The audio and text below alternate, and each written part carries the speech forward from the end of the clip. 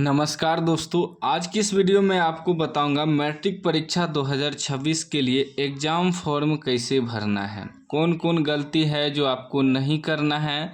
यदि फॉर्म भरने में आप गलती कर देते हैं, मिस्टेक कर देते हैं, तो आपका फॉर्म रद्द हो जाएगा और आपका एडमिट कार्ड भी नहीं आएगा। तो ध्यान से आपको इस वीडियो को देखना है। रिक्वेस्ट आपसे 10 मिनट समय दे के पहले वीडियो देख लीजिए, उसके बाद ही आप लोग फॉर्म भरिएगा, ठीक ना। क्या क्या डॉक्यूमेंट लगेगा, कितना रुपया लगेगा, सारा जानकारी आगे मैं इसी वीडियो में आपको बताऊंगा। सबसे पहले आपको जो फॉर्म मिला होगा, यहाँ आपको फ़ोटो चिपकाना है। उसके बाद फ़ोटो पर यहाँ साइन कर देना है, ठीक ना। यहाँ देखिए सिग्नेचर लिखा हुआ है, साइन कर देना है। अब ध्यान दीजिएगा, पहला कह रहा है कि रजिस्ट्रेशन नंबर एंड ईयर लिखने के लिए। तो रजिस्ट्रेशन नंबर कहाँ मिलेगा, तो आपको जो स्कूल में ओरिजिनल रजिस्ट्रेशन कार्ड मिला होगा उसी में पंजीयन संख्या या सूचीकरण संख्या लिखा होगा, या इंग्लिश में रजिस्ट्रेशन नंबर लिखा होगा, उसको इसमें उतार देना है। सारा जितना होगा सारा उतार देना है। हम एग्जाम्पल के लिए हम अपना उतार दिए हैं, ठीक ना। उसके बाद दूसरा है BSEB unique ID. BSEB unique ID भी आपके ओरिजिनल रजिस्ट्रेशन कार्ड पे लिखा होगा, आपका जितना है उतार देना है, ठीक। उसके बाद देखिए, और फॉर्म को जब भी भरिएगा अंग्रेजी के बड़े अक्षर में ही आपको भरना है, नाम वगैरह जब लिखिएगा तो, ठीक ना। तीसरा है स्टूडेंट कैटेगरी। देखिए स्टूडेंट कैटेगरी जो होता है वह देखिए, एक होता है एक्स वाला होता है, एक बेटरमेंट वाला होता है, एक कंपार्टमेंटल वाला, एक सिंगल सब्जेक्ट इंग्लिश वाला। तो यदि आप फर्स्ट टाइम मैट्रिक का एग्ज़ाम दे रहे हैं पहली बार, तो आप हो गए रेगुलर। तो रेगुलर को इसमें ऑप्शन नहीं है, तो रेगुलर वाले को टिक नहीं करना है, इस चारों में से किसी एक में भी नहीं करना है, ठीक ना। आप फर्स्ट टाइम एग्ज़ाम दे रहे हैं, रेगुलर हैं, तो रेगुलर का ऑप्शन होगा टिक करना है इस प्रकार, रेगुलर का ऑप्शन नहीं होगा तो टिक नहीं करना है। जो एक्स है वो अपना एक्स वाला पे टिक करेगा, बेटरमेंट वाला पे टिक करेगा, कंपार्टमेंटल या इंग्लिश किसी एक सब्जेक्ट का एग्ज़ाम देगा तो उस पर टिक करेगा, ठीक ना। लेकिन जो फर्स्ट बार एग्ज़ाम दे रहा वह 3 नंबर कॉलम को खाली छोड़ देगा, ठीक ना, समझ गए। उसके बाद चौथा नंबर में है स्कूल कोड। स्कूल कोड देखिए 5 अंक का होता है, जैसे मेरा है 11042 यानी कि 11042। तो आपका भी इसी प्रकार 5 अंक का होगा। आपके ओरिजिनल रजिस्ट्रेशन कार्ड पे स्कूल नेम के आगे लिखल रहता है कोड, ठीक ना। उसके बाद 5 नंबर में है स्कूल नेम। आपको अपना स्कूल का नाम डालिएगा, जैसे हम एग्जाम्पल के लिए डाले हुए हैं, ठीक ना। आप अपना स्कूल का नाम डालिएगा। उसके बाद देखिए डिस्ट्रिक्ट नेम, जिला, आपका जिला कहाँ है, जिला आपको डालना है, ठीक। उसके बाद है 7 नंबर में स्टूडेंट नेम, विद्यार्थी का नाम आपको अंग्रेजी के बड़े अक्षर में लिखना है, जैसे हम लिखे हुए हैं। फिर मदर्स नेम, माता का नाम अंग्रेजी के बड़े अक्षर में डालना है। फादर्स नेम, पिता का नाम अंग्रेजी के बड़े अक्षर में डालना है। उसके बाद डेट ऑफ बर्थ यानी कि जन्म तिथि। जन्म तिथि जो है इसमें दिन डालना है, इसमें मंथ डालना है, फिर लास्ट में ईयर डालना है। तो अब मान लीजिए 12 तारीख है तो 1 2 डालेंगे, ऐसे 12 तारीख हो गया। 6वां महीना है तो 0 1, मान लीजिए 12वां महीना होगा, 11वां महीना होगा तो 1 1 डालेंगे, इस प्रकार। उसके बाद जो भी आपका ईयर है, जितना वर्ष उसमें डाल देना है, ठीक ना, जन्म तिथि।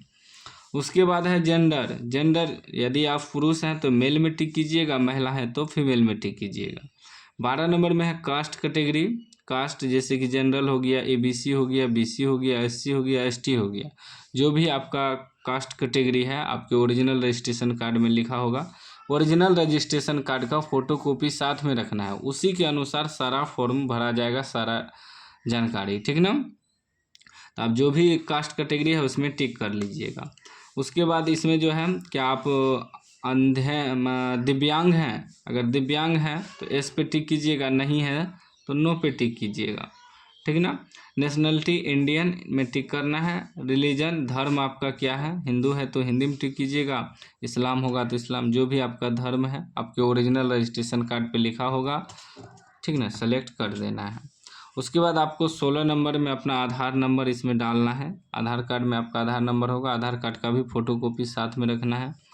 उसके बाद 17 नंबर में विद्यार्थी का हस्ताक्षर, यहाँ आपको साइन नहीं करना है। जो 16 नंबर में आधार नंबर भर देगा वह 17 नंबर में साइन नहीं करेगा, ठीक ना।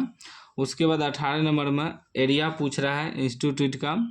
यदि आप ग्रामीण में है, आप ग्रामीण में है, मतलब स्कूल जो है आपका गांव में है तो रूरल में टिक करना है, शहर में है तो अर्बन में टिक करना है, ठीक ना। इस बात को ध्यान में रखना। उसके बाद 19 नंबर सब डिवीज़न क्या है आपका, मतलब आपका प्रखंड कहाँ पड़ता है, ब्लॉक कहाँ पड़ता है, तो उसको डालना है इसमें, ठीक ना, 19 नंबर में। 20 नंबर में मोबाइल नंबर का है, अपना मोबाइल नंबर डालिएगा। 21 नंबर में ईमेल आईडी डालना है, आप अपना ईमेल आईडी डालिएगा। 22 नंबर में स्टूडेंट नेम इन हिंदी, विद्यार्थी का नाम हिंदी में भरा जाएगा। फिर 23 number mother's name in Hindi, माता का नाम हिंदी में भरना है। फिर 24 number father's name in Hindi, पिता का नाम हिंदी में भरना है, ठीक ना।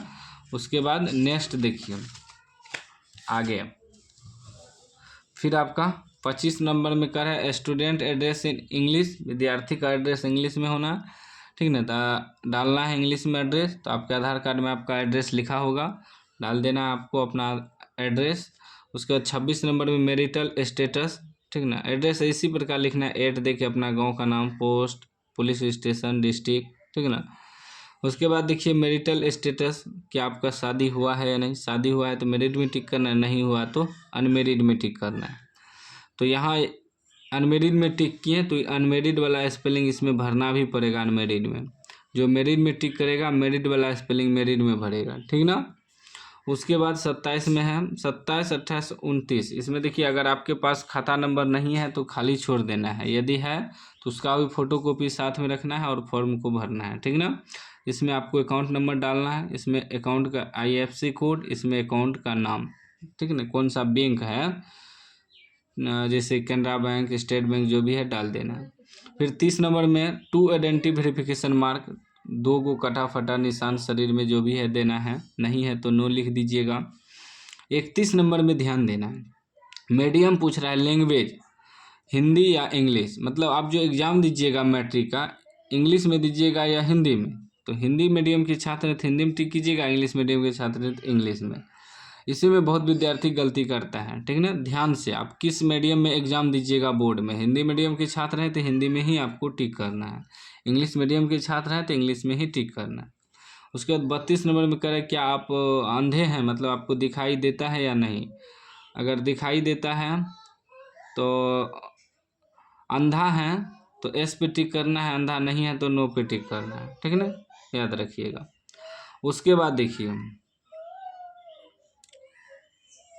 उसके बाद आपका 33 नंबर कॉलम छोड़ देना है। 33 नंबर उसके लिए है जो एक बार फेल कर चुका है मैट्रिक में, फिर से एग्ज़ाम देगा, वह अपना पिछले साल का रोल कोड, रोल नंबर और एग्ज़ाम ईयर डालेगा, और जो फर्स्ट टाइम एग्ज़ाम दे रहा है वह 33 नंबर छोड़ देगा, ठीक ना, सीधा 34 में आएगा, ठीक ना। 33 का ही 1, 33 2, 33 3 है, इसको छोड़ देना है जो फर्स्ट टाइम एग्ज़ाम देगा मैट्रिक का।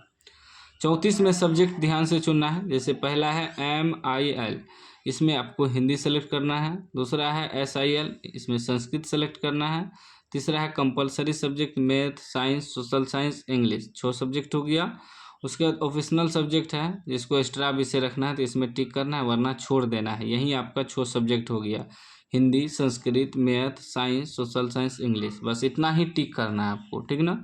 कुछ लोगों को जो है ना, जिसको दिखाई नहीं देता है तो मैथमेटिक्स की जगह होम साइंस रखता है और साइंस की जगह म्यूजिक रखता है, तो उस सब में आपको दिमाग नहीं लगाना है, सिर्फ Hindi, Sanskrit, math, science, social science, English में टिक कर देना है। उसके बाद यहाँ गार्जियन का सिग्नेचर करा लेना है, यहाँ विद्यार्थी का सिग्नेचर हिंदी में, यहाँ विद्यार्थी का सिग्नेचर इंग्लिश में होगा, ठीक ना। बाकी यहाँ प्रिंसिपल सिग्नेचर करेंगे और आपको कुछ नहीं करना है, जमा कर देना है, यहाँ आपको सिग्नेचर नहीं करना है, ठीक है, प्रिंसिपल खुद कर लेंगे। तो इस प्रकार आपको मैट्रिक का फॉर्म भरना है। उम्मीद है आप समझ गए होंगे, समझ गए हैं तो लाइक कर दीजिए, चैनल को सब्सक्राइब कर दीजिए और घंटी को दबा के ऑल कर लीजिए, और इस वीडियो को ज़्यादा से ज़्यादा शेयर करिए, ताकि जो भी मैट्रिक का फॉर्म भर रहा है उसको आगे दिक्कत ना हो और अच्छे प्रकार से वह फॉर्म भर पाए।